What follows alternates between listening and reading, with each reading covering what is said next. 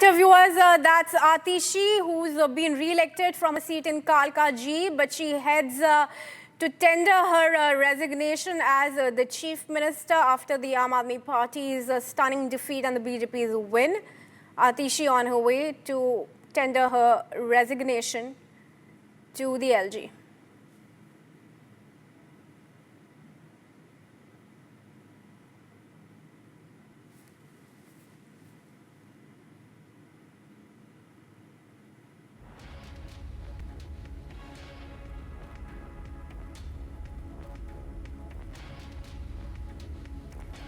All right, the media is trying to get in a word from the outgoing Chief Minister, but Atishi, I believe, has not spoken to the media today. But let's remind you that she has been re-elected from her seat in Kalkaji, defeating BJP's Ramesh Biduri and Congress's Alka Lamba, both of them heavyweights within their own parties.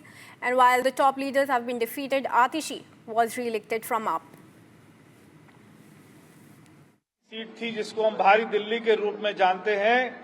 भारी दिल्ली की सारी सीटें Bharatiya Janata party को जिताकर दिल्ली वासियों ने जो कमल खिलाया है, जैसे मनोज भाई कह रहे थे कि 1993 की याद आ गई कि ये कल का दिन दिल्ली के इतिहास में स्वर्णिम अक्षरों से लिखा जाएगा, क्योंकि जैसे दिल्ली देहात में सारे अनऑथराइज कॉलोनी में जो पीएम साहब ने पीएम उदय के बाद में सबको पक्का किया, मगर विकास की आज भी बहुत जरूरत है।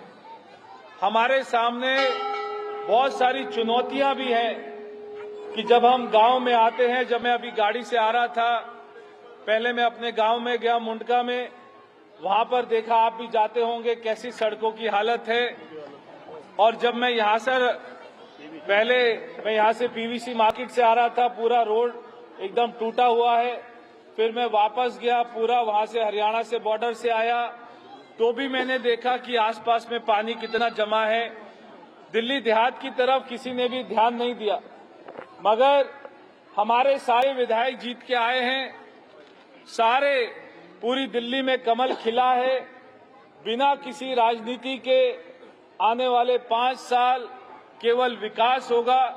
प्रधानमंत्री जी ने कल कहा है कि वो भी दिल्ली को अपना समय देंगे, दिल्ली की तरफ में ध्यान देंगे, पूरा बजट हमें मिलेगा और दिल्ली में बहुत सारे काम होंगे। हमारा 24 में से 20 घंटा 22 घंटा केवल दिल्ली के कामों पर ही लगेगा।